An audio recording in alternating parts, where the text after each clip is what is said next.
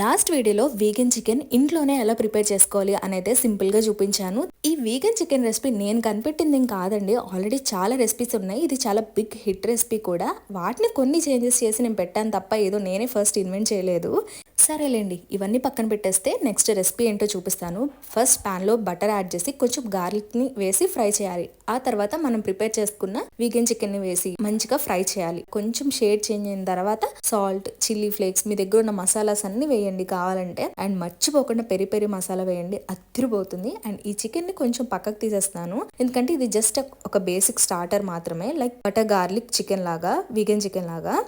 And మిగిలిన చికెన్లో నేను ఏం చేశానంటే సాస్ యాడ్ చేశాను. ఒక గేమ్ చేంజర్ అనమాట. నిజంగా ఈ సాస్ యాడ్ చేయటం వల్ల అసలు ఆ ఫ్లేవర్ అచ్చం చికెన్ తిన్నట్టే అనిపించింది. నాకు అలా అనిపించింది. మీకు కావాలంటే ట్రై చేసి ఎలా ఉందో చెప్పండి, అంతేగాని ఊరికే పై పైన చూసి పిచ్చి కమెంట్స్ అయితే పెట్టకండి. నచ్చితే ఫాలో చేయండి మౌనితో ముచ్చట్లు.